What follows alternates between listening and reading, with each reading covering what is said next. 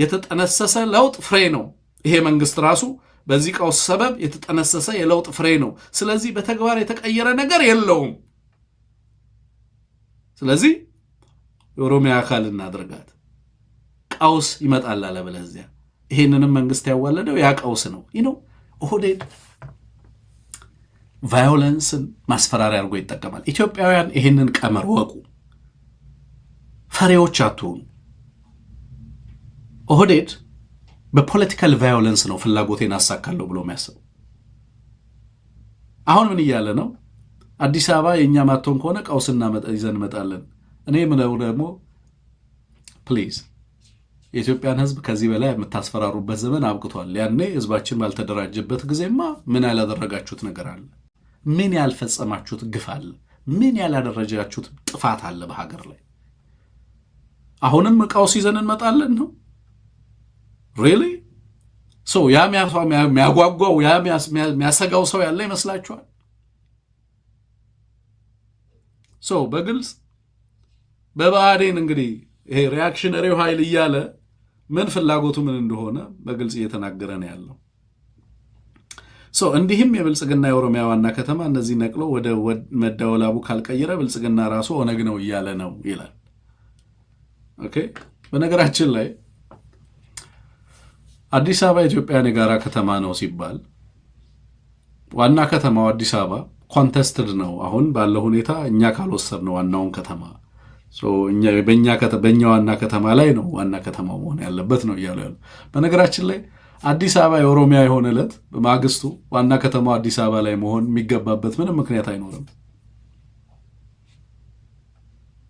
አዲስ አበባ የኦሮሚያ ከሆነ ሌሎች ኢትዮጵያውያን የፌዴሬሽን ሜምበሮቹ አዲስ አበባ መሄድ አይጠበቅባቸውም። that has to be like the end of the relationship between the member states and the federal government። በኦሮሚያ መሬት ላይ ምን ልታደርግ ነው የምትሄደው? እነሱ የኦሮሚያ ካደረጉት አዲስ አበባ ባለቤቱ ትግል ያደርጋል። ሌሎች ሜምበር ስቴቶች ግን ወደ አዲስ አበባ መሄድ አይጠበቅባቸውም። ምክንያቱም they have to find ሌላ ቦታ የራሳቸውን ዋና ከተማ የሚያደርጉበት፣ ባለሀብቶችም ለሰሯቸው ሀብቶቻቸው ለገነቧቸው፣ የኢትዮጵያ ሕዝብም አዲስ አበባ ላይ ኢንቨስት ላደረገው እያንዳንዷ ነገር ካልኩሌት አድርጎ ኦሮሚያ ለእያንዳንዱ ሕዝብ ሊከፍል ይገባል ማለት ነው። አዲስ አበባ በመሆኑ ምክንያት ኦሮሚያ አዲስ አበባ ውስጥ በመሆኑ ባለፉት ጊዜያቶች ያገኛቸውን ዘርፈ ብዙ ጥቅሞች ኢኮኖሚክ ተርምስ እናስላው ቢባል ቀላል አይደለም። ግን ይሄ ቡድን እየሄደበት ያለው አቅጣጫ ምን ይዞ እንደሚመጣ በሀገሪቱ ላይ በደንብ የተገነዘቡ አይመስለኝም፣ ምን እየጠየቁ እንዳሉ እና ሀገሪቱ ውስጥ ያሉ የፖለቲካ ተጫዋቾችና ተዋንያን ግን የጥያቄውን አደገኛነት የተገነዘቡ አይመስለኝም። ኤኒዌይ ግን ማን ብሌም እየተደረገ ነው? አሁንም ይሄን እንዳናሳካ እንቅፋት ሆነብን የሚሉት ብአዴንን ነው። አሁንም ብአዴን እንግዲህ ውስጥ ሆኖ የማይታመን ሚሊሻም ሆኖ የማይታመን ወይ ለራሱ ህዝብ አልሆነ ወይ ደግሞ ባለበት ድርጅት ውስጥ በቂውን እንኳን ስፍራ የማያገኝ በዚህ ደረጃ የሚሰደብ በዚህ ደረጃ እንትን የሚባል ድርጅት ሆነ። ሌላው 6 አለ የኢትዮጵያ ሰንደቅ ዓላማ ላይ የተቀመጠው ኮከብ የብሔር ብሔረሰቦች አብሮነትና እኩልነት እንዲሁም የሀገራችን የወደፊት ራዕይ ለማመልከት የተቀመጠ ነው ብባል ኮከብ ጋር ችግር ባይኖርብኝም ኮከቡ የብሔር ብሔረሰቦች እኩልነትና አብሮነት ለማሳየት ከሆነ ካልተወገደልኝ ሞቼ ማለት ጠዋት ቁርሴ ማታ እራቴን አልበላም እያለ ነው ይላል። ማን? አሁንም አማራን ነው የሚለው ኮከቡ ካልተወገደልኝ። ዋናው ቁልፍ ጥያቄው የሀገሪቱ የፖለቲካ አውታር ሆኖ ሳለ ብአዴን ሪኒጎሽት ማድረግ ያለበት ፓወርን መሆን ሲገባው የሚጠይቀው ሄዶ ምንድን ነው? የብሔር ብሔረሰብ የምትሏ ትውጣልኝ፣ እንትኗ ትውጣልኝ። ከዛስ ይህንኑ ኦህዴድ ምን አድርጎ ይጠቀምበታል? አያችሁ ብሔር ብሔረሰቦች እናንተን ላይ መጨፍለቅ እኮ ነው ይህንን አውጡ የሚለን። ይሄው አያችሁ ብሔር ብሔረሰቦች ኮከቧ ትውጣ እያለ ነው። እናንተን እኮ ነው ትውጣ የሚለው። ከዛስ ብሔር ብሔረሰቡን አገነስማ አማራ አገነስታ አማራ እናንተን ይሄው ኮከቧ ትውጣ እያለ እናንተን በዛ ሊጨፈልቃችሁ የእናንተን ፍቃድ ሊያወጣ ነው እየጠየቀ ያለው። ስለዚህ ዛሬም ይሄ ኃይል ፍላጎቱ ምን እንደሆነ መረዳት አለባችሁ። ማን ነው አማራን የሚያሰድበው? አማራ ያልሆነው ብአዴን። ኦህዴድ ይወጣና ይሄው አማራ ይሄን እየጠየቀ ነው እያለ የአማራ ጥያቄዎች እያለ የአማራን ጥያቄዎች ብሎ 36 ነው 37 ገጽ የሆኑ ነገሮችን ፖስት እያደረገ ነበር። ኦኤምኤን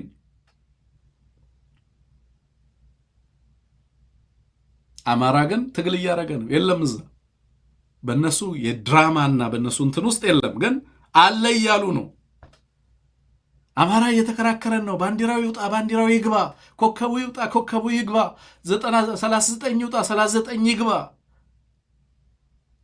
አማራ ሪኒጎሼት እያደረገ ያለው ኦርደር የለም። ባይዘው አማራ የራሱ ትግል ላይ ነው። የአማራ ትግል ነው የአማራን ነገ የሚወስነው። እኛ በዛ እናቢ በሚተውኑበት ድራማና መድረክ ላይ ህዝባችን የለም። አልቲሜትሊ ልሂቃኖቻችን የሉ። ህዝባችን ሪጀክት ያደረገው ሂደት ነው። እዚህ ጋር እየመጣ ግን ሪአክሽነሪው እያለ ምናልባት 1-2-3 አክቲቪስቶች ይጽፋሉ መሰለኝ። ስለዚህ ስለ ናሽናል ዲያሎጉ ምናምን ይጽፋሉ መሰለኝ፣ አላውቅም። እሱን ይሆናል እንደዛ እያለ ያለው ሪአክሽነሪው ኃይል እያለ ግን የሚለው አማራን ነው። የባንዲራው ጉዳይ ለመሆኑ ኢትዮጵያ ውስጥ ሌላኛው ጠርዘኛ ኃይል ጥያቄዎቹ ሀገራዊ ምክክር ቀርበዋል ወይ ይላል። አሁን ይመጣና ኢትዮጵያ ውስጥ ብሔር የሚባል ቃል መስማትና ማየት የማይፈልግ ኃይል እንዳለ ሁሉ የኢትዮጵያን አንድነት መስማት የማይፈልግ ኃይል እንዳለ ይታወቃል ይላል። አሁን እንግዲህ የብሔር ብሔረሰብ ዘብ ሆኖ ሊመጣ እኮ ነው። የጨፍላቂና ሞንስተር የሆነ ኃይል በኢትዮጵያ ህዝቦች ላይ ጦርነት ያወጀ፣ ከተማቸውን ካልሰለጠቁ፣ ቋንቋ ካላጠፋው፣ ማንነትን ካላጠፋው መሬቶቻችን ተመልሰው አላለቁም፣ ይሄም የኛ ነው፣ ኤርትራም የኛ ነው፣ የመንም የኛ ነው የሚለው ኃይል እኮ ነው። ኦህዴድ ከዚህ በኋላ በብሔር ብሔረሰብ ስም ሊያጭበረብር የሚችልበት ምንም ማስክ የለም። በገሃድ በኢትዮጵያ ህዝብ በደንብ የተፈተሸ ትርክት አይደለም የምናወራው። ኦህዴድን ሲመለከት ሰብጀክቲቭ የሆነ ናሬቲቭ አይደለም የምናወራው። ኦህዴድን በተመለከተ የኢትዮጵያ ህዝብ ኖሮት አይቶታል። ሲነጋም ሲመሽም አብሮት እየኖረ ነው ያለው። ለማንኛውም በዚህ መንገድ ብአዴንን ለማጠቃለል ያህል እያለ እንግዲህ የሚያወራቸው ሌሎች ነገሮችም አሉ። ብዙ ስለማይጠቅም ከዚህ በላይ መሄድ አልችልም። ይሄንን ድራማ ይሄን ተራ የነዚህን ሰዎች ቅጥፈት ብሔር ብሔረሰብ we speak for አማራ፣ እኛ ለአማራ እንናገራለን። እያንዳንዱ ብሔር ብሔረሰብ ምን እንደሚፈልግ እናውቃለን። ማን ትሬትንድ እንደሆነ በዚህ ሰዓት እናውቃለን። ሲዳማ እንዴት እንደሚኖር እናውቃለን። እውነት እናውራ ከተባለ ማለት ኦኬ፣ ከአዲስ አበባ ሞያሌ የሚሄደው መንገድ እንዴት ጥቁር ውሃ ላይ ዳይቨርጅ እንዲያደርግ ተደርጎ በሌላ መንገድ እንዲሄድ አጄ ላይ የብላቴን ወንዝ ይዞ እዛው አጄ ሲዳማ ውስጥ ያለውን መሬት አስቀድሞ ኦህዴድ መሬቱን ተቆጣጥሮ ሲዳማን ሳይነካ አዲስ አበባን ከሞያሌ ጋር የሚያስተሳስረው መንገድ ጌዲዮና ሲዳማን ሳይነካ እንደሄድ አድርጎ እንዴት እንደሰራው ምን ዲዛይን እያደረገ እንዳለ በእያንዳንዱ ብሔር ብሔረሰብ ዘንድ በደንብ የሚታወቅ ነው። በብሔር ብሔረሰብ ስም ልታጭበረብር አትችልም። አሁን ብሔር ብሔረሰብ በደንብ ያውቀሃል ማን እንደሆንክ። አሁን መሆን ያለበት ይሄ ኃይል ኦሮሞን አይወክልም። ይሄ ጥፋት ኃይል ጥፋቱ የራሱ ብቻ ነው መሆን ያለበት። we shouldn't let them hide። ይሄ በኦሮሞ ባነር ውስጥ እንዲደበቅ የኦሮሞ ህዝብ ውስጥ ገብቶ እንዲደበቅ ማድረግ የለብንም። ኦሮሞ እና የኦሮሞ ህዝብ ከዚህ የጥፋት ቡድን ጋር ንክኪ ሊኖረው አይገባም። ይሄንን ኦሊጋርክ ይሄንን ፋሽስት ለጥሎ ማየት ያስፈልጋል። በብሔር ብሔረሰብ ስም ባንዲራ የኛ ጉዳይ አይደለም። አሁን ሪኒጎሼት የምናደርገው ከሪል ፓወሮች ጋር ነው። በኢትዮጵያ ለውጥ ላይ በኢትዮጵያ ቀጣይነት ላይ የጋራ አቋም ካላቸው ኃይሎች ጋር ነገ የምንነጋገርባቸው በርካታ ጉዳዮች ይኖሩናል። እንደ ሀገር እንዴት እንቀጥል በሚሉ ጉዳዮች ላይ ባንዲራም ሌሎችም ጉዳዮች ሲምቦሊክ የሆኑ በርካታ ጉዳዮች ዛሬ ለአማራ የብሔር ብሔረሰብ ስም ይውጣ፣ የብሔር ብሔረሰብ ስም ይግባ፣ ባንዲራው ላይ ኮከባ ትኑር፣ ኮከባ አትኑር፣ አማራ የለበትም። አማራ ጦርነት ላይ ነው ያለው፣ ትግል ላይ ነው ያለው። ይሄንን ማወቅ አለባችሁ። በተለይ የኦሮሞ ልሂቃን ሌሎች ኢትዮጵያውያን ስለሚያውቁ ማለት ነው። አማራ ምን ላይ እንዳለ ሌሎች ኢትዮጵያውያን ያውቃሉ። ኢትስ ክሊር። አዲስ አበባ ውስጥ ዲያሎጉ ላይ ግን አማራ እንዳለ አትንገሩን። ኦኬ፣ ዲያሎግ ውስጥ ያለው ሌንጮ ነው። በአዲስ አበባ ግሩፕ ላይ እየተወያየ ያለው ሌንጮ ነው። የአጀንዳውን ባለቤት ሌንጮ ነው። የውሳኔውን ባለቤት ሌንጮ ነው። የኢትዮጵያን ሕዝብ አይወክልም። አዲስ አበባውያን በአዲስ አበባ ጉዳይ ላይ የሚወስኑበት ሂደት አይደለም ያለው። የለም፣ አዲስ አበባ ሕዝብ የለም እዛ ሂደት ውስጥ ማንም የሚወክለው ሰው የለም። እዛ ውስጥ የአማራ ተወካዮች ምናምን የብልጽግና የአማራ ተወካዮች ሊኖሩ ይችላሉ። አማራዎች አይደሉም። የአማራ ውክልና የላቸውም። የአማራን ጥቅም ሊያስከብሩ የአማራ ጥቅም የሚከበርበትን መንገድ አማራ አስቀድሞ በይኗል። there is no other way ኦልተርኔቲቭ የሚባል ሁለተኛ የሚባል ወይ ሶስተኛ የሚባል መንገድ የለውም። እዛ ውስጥ ያሉ ልጆች ወደ አማራ ህዝብ ትግል የሚቀላቀሉ ከሆነ ድጋሚ አማራ የመሆን እድል ያገኙ ይሆናል። አሁን ባለው ሁኔታ ግን በይፋ ያሉበት ሁኔታና ያሉበት አቋም የያዙት አቋም የትግራይ ህዝብ የለበትም፣ የአማራ ህዝብ የለበትም፣ የአፋር ህዝብ የለበትም፣ ቤኒሻንጉልና ሌላው የኦሮሞም ህዝብ የለበትም ብለን ነው የምናምነው። ኦህዴድ ነው ያለው።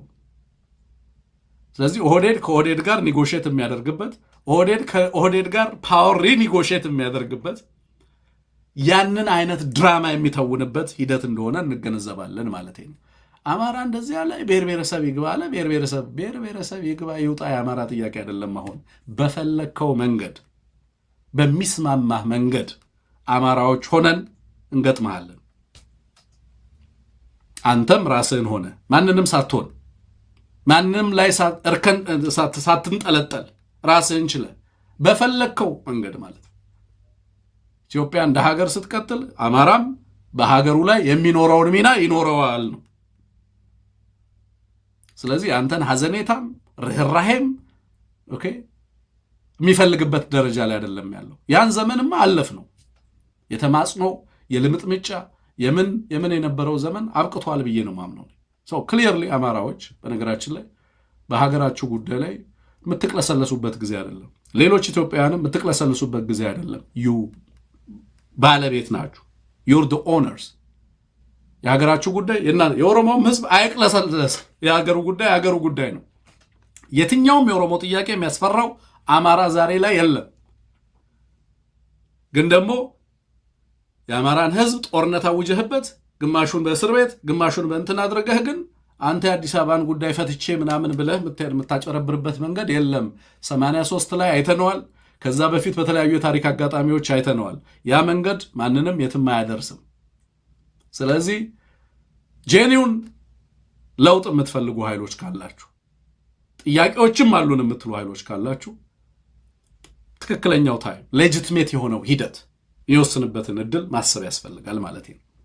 ዛሬ በዚህ ሂደት ውስጥ ግን ልክ አማራ እዛ እንዳለ ዛሬም ሪአክሽነሪ፣ ዛሬም ተስፋፊው ኃይል፣ ዛሬም ጽንፈኛው አማራ የለም። እሱን ድራማ ልትሰራ አትችልም። ዛሬ ሪአክሽነሪ አማራ የሚባል ጽንፈኛ የሚባል እንትን አማራ የሚባል የለም። የአማራ ህዝብ በራሱ ኮዝ ለራሱ ጉዳይ ቆሟል። ስለዚህ የብሔር ብሔረሰብ እንትን ነው ሃይማኖቶችን እንትን ሊል ነው እያልክ አሃዳዊ ላይ መጣን ነው እንትንን ሊያመጣ ነው የምትለውን ድራማ ታቆማለህ ማለት ነው። ሶ ክሊርሊ ይሄንን ነገር ማንሳት ስለሚያስፈልግ አንስቼዋለሁ። ናው ዶክተር ቴድሮስ አድሃኖም የጻፈውን ጽሑፍ አስነብበን ቴክኒሻናችን እስኪ አምጣው እንየው።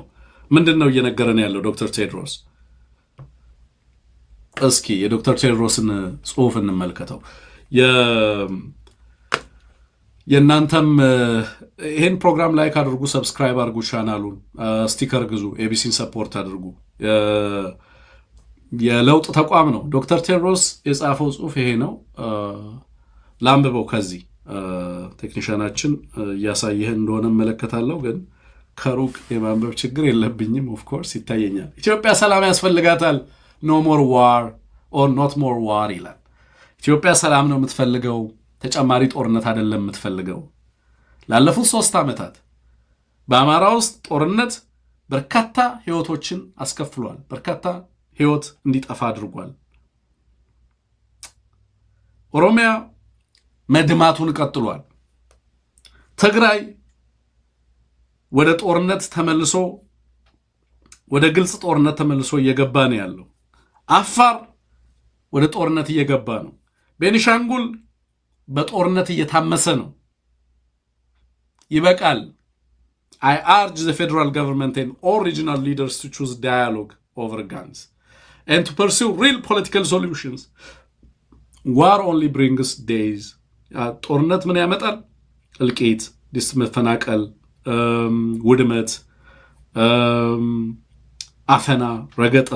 ኢትዮጵያ የተሻለ ይገባታል አለ ዶክተር ቴድሮስ።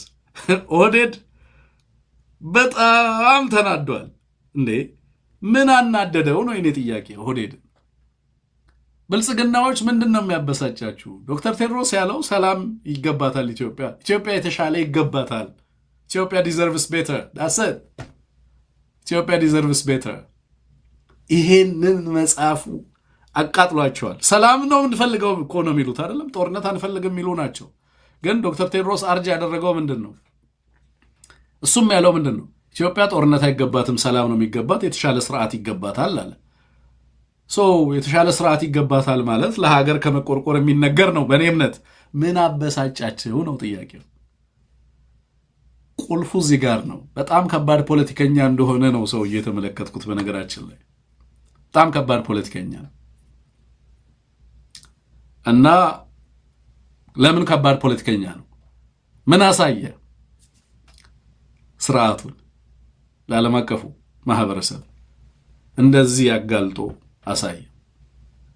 አማራ ፍጅት ውስጥ ነው፣ ኦሮሚያ ፍጅት ውስጥ ነው፣ ትግራይ ፍጅት ውስጥ ነው፣ አፋርና ቤኒሻንጉል ፍጅት ውስጥ ነው፣ ጋምቤላ ፍጅት ውስጥ ነው። ይሄ ስርዓት አይደለም።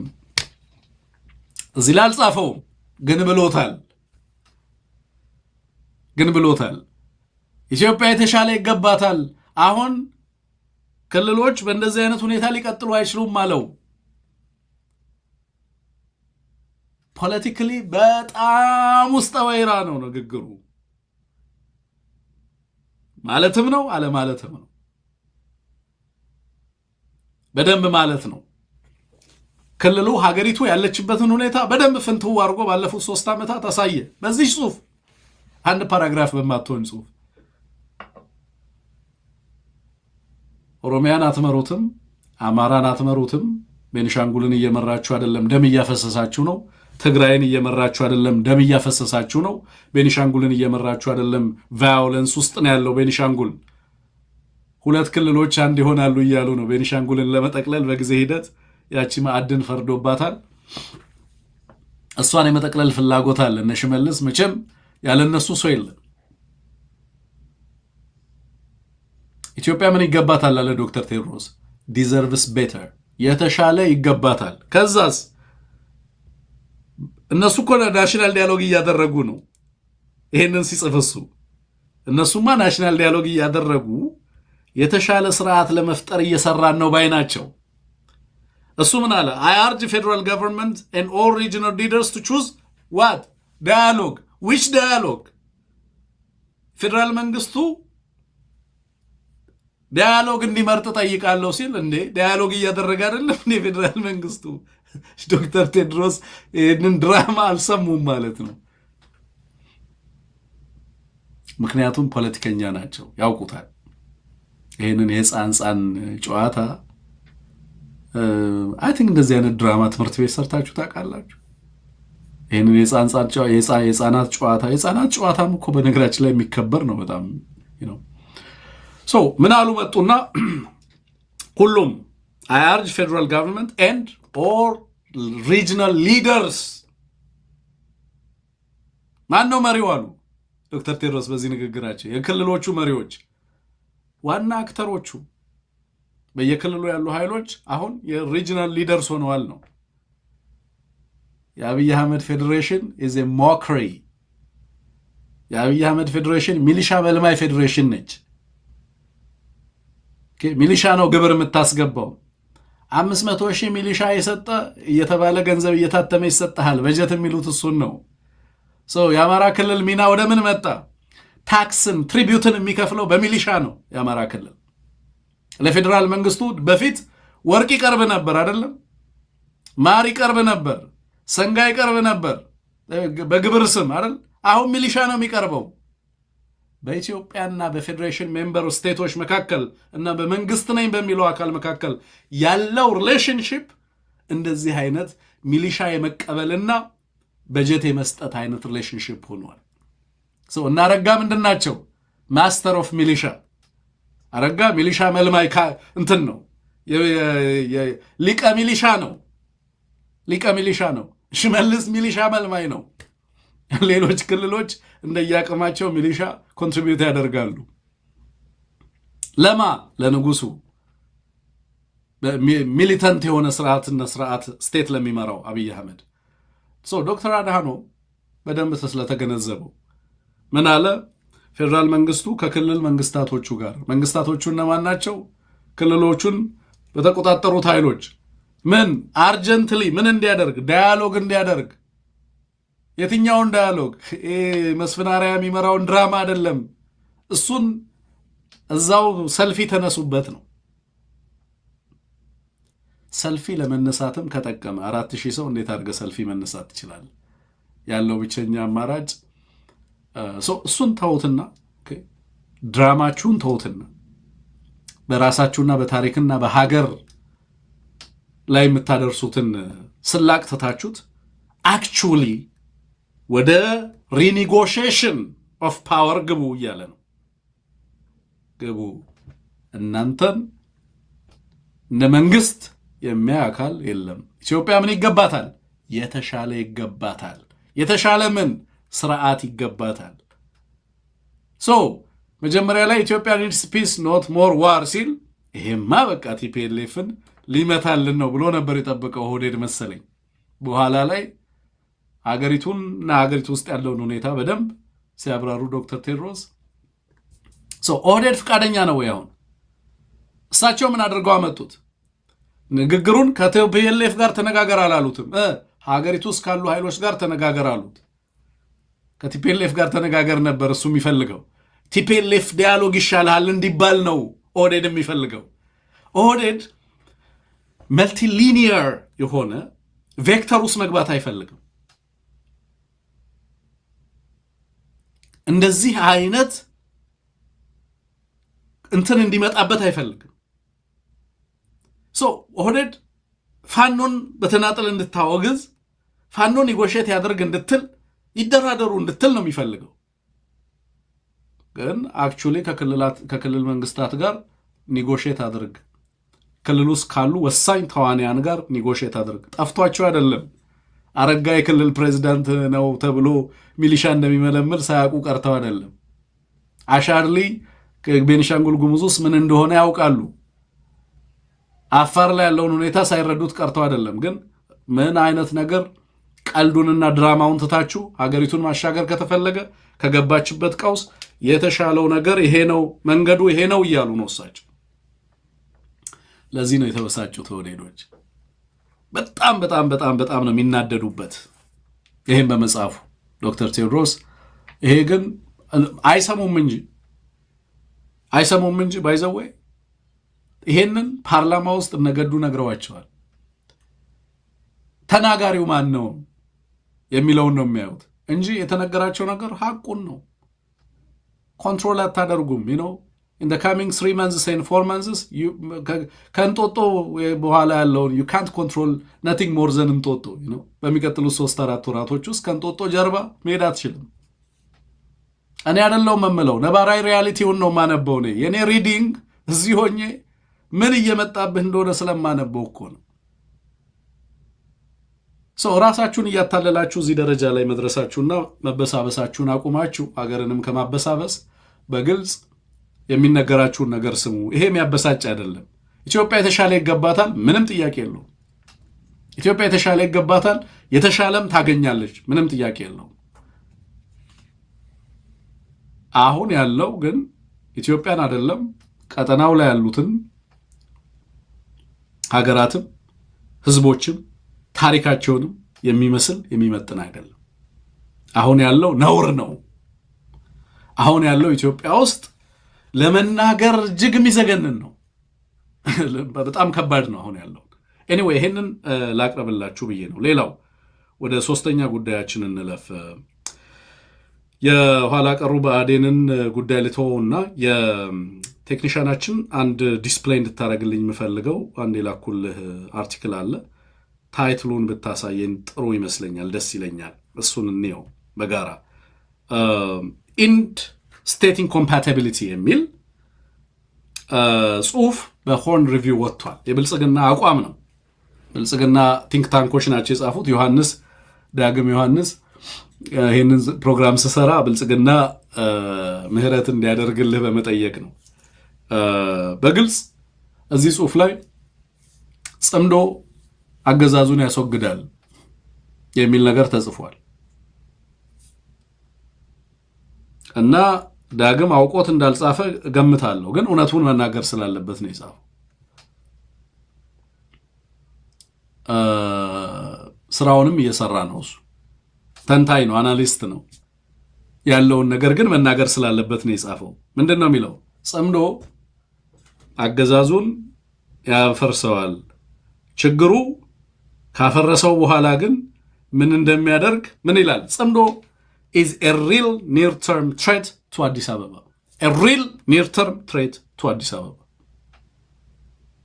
It is not durable realignment አይደለም፣ alliance of convenience ነው ይላል። ቆይ በአማርኛ ተረጉምላችኋለሁ፣ እንግሊዘኛ ስለሆነ ነው ጽሁፉ። በእንግሊዘኛ እያነበብኩ በአማርኛ እያሰብኩ ስለሆነ ማወራው ተረጉምላችኋለሁ፣ ግን ሙሉ ሐሳቡን ልስጣችሁ መጀመሪያ ብዬ። so durable realignment አይደለም ወይንም ዘላቂ ጥምረት አይደለም። alliance of convenience አመቺ የሆነ ጥምረት ነው። not outcomes የእያንዳንዱ ጽምዶ outcome ሌላ ነው። so when the common enemy is gone የጋራ ጠላታቸው ሲሄድ ምን ይሆናል? they will discover they were never allies. so የጋራ ጠላታቸው ከሄደ በኋላ ግን ምን በፊትም ህብረት እንደሌላቸው የሚያስተሳስርና የሚያስተባብር ወይንም የሚያጣምር ነገር እንደሌላቸው ግን ያኔ ዲስከቨር ያደርጉታል። ማን ሲሄድ? አብይ ሲሄድ እያለ ነው የሚጽፈው። ለአዲስ አበባ ምን ይዞ መጥቷል? ተጨባጭ አደጋ ይዞ መጥቷል። ዳግም ሊደብቅ ፈለገ ጸሐፊው? አልፈለገም። ምን አላቸው? በግልጽ እየነገራቸው ናው። መከራከሪያው ምንድን ነው? ጽምዶ እንግዲህ ትግርኛ ቃል ነው። ለምን የትግርኛ ቃል ተመረጠ ምናምን የምትሉ ሰዎች አላችሁ። እነማንን ያካትታል? በነገራችን ላይ በዚህ ጽሁፍ ላይ ዳግም በርካታ ነገሮችን አንስቷል። ለምሳሌ ካነሳቸው ነገሮች አንደኛውም ኢንስቲቱሽናላይዝድ አይደለም የሚልና አንዳቸውም neither the government has publicly confirmed a formal alliance exists which is not deniable. so መንግስትም ይሁን እነዚህ ኃይሎች ግልጽ የሆነ ትብብር እንዳላቸው አንድም ኤቪደንስ ጀነሬት ማድረግ አልቻሉም። ጽምዶ ማንን ነው የሚያካትተው? እነማን አሉበት? ምን ማለት ነው የሚለውን ነገር አገዛዙ በግልጽ ያስቀመጣቸው ነገሮች አሉ። ለምሳሌ ምን ይላል? ጄኒውን አሊያንስ ስላልሆነ ትብብሩ አንድ ስትራክቸር የለው አገዛዙ ነው የሚለው በትንተናው። ቅርጽ ወጥነት ያለ ቅርጽ የለውም ወይንም የይዘት ወጥነት የለውም። ጆይንት ኮማንድ አልፈጠረም፣ የጋራ ኮማንድ አልፈጠረም። ፎርማል አግሪመንት የለውም፣ የጋራ ስምምነት የለውም እና ዱራብል ዲፕሎማቲክ ሪፕሬዘንቴሽን የለውም ወይንም ዘላቂነት ያለው የዲፕሎማሲ ውክልና የለውም። ከዛ ውጪ ግን አለም የለም የሚባላል፣ ግን ከባድ ትሬት ነው፣ ተጨባጭ ትሬት ሆኖብናል። አገዛዙን ካስወገደ በኋላ እርስ በርሱ ሊባል አሁን አገዛዙ ለኢትዮጵያ ሕዝብ ጽምዶን በተመለከተ በየቀኑ የሚነግረው ነገር ምንድን ነው? ለኢትዮጵያ ሕዝብ በየዕለቱ እየነገረ ያለው ነገር አንድ ነገር ነው። ምን? ጽምዶ አያሰጋኝም አይደለም እያለ ያለው፣ እኔን ካስወገዱ በኋላ የሚስማሙበት ጉዳይ የላቸውም ነው እያለ ያለው። ለኢትዮጵያ ሕዝብ ምን እያለ ነው? ከኔ ጋር ካልቆምክ የሚመጡት ኃይሎች ከመጡ በኋላ ግን እርስ በርስ ይባላሉ። እንደሚመጡ ያውቃል ማለት ነው አገዛዙ። ይሄም ጽሁፍ እንደሚመጡ when the common enemy is gone ይላል። common enemy ሲሄድ እርስ በርስ እንትን ይላሉ ብሎ የፈትለ ወርቅ ንግግር ብሎ ያው ከአውድ ውጪ እንደተተረጎመ የፈትለ ወርቅ ንግግር በደንብ አድርገው አቅርበውልናል ለቴዲ። ግን በግልጽ ይሄ ትብብር በአገዛዙ ላይ ምን እያመጣ እንደሆነ አምኗል። አገዛዙም አውቆታል፣ የአገዛዙ ተንታኞችም አውቀውታል። አገዛዙ አሁን ምን እያለ ነው? ለኢትዮጵያ ሕዝብ የሚያቀርበው ማስፈራሪያ ትብብር በጋራ ጠላት ላይ ብቻ የተመሰረተ ትብብር የጋራ ራዕይ ከሌለው የጋራ እይታ ከሌለው ሙለተወሎ ይንቀብኔ ሙለተወሎ የሚሉት ኮመን ቪዥን ነው። የጋራ ራዕይ ከሌለው እርስ በርሱ በኋላ ላይ ይዋጋል። ስለዚህ እርስ በርሱ በኋላ ላይ ከሚዋጋ ኃይል ጋር አትቆሙ፣ ዋስትና አይሰጣችሁም ነው ለዘላቂ ሽግግር ብልጽግና የሚለው። ስለዚህ ለዚህ ደግሞ ማሳያው አንድ ጆይንት ኮማንድ አልፈጠሩ። እውነተኛ ትብብር ምን ያስፈልገዋል? ጆይንት ኮማንድ ያስፈልገዋል።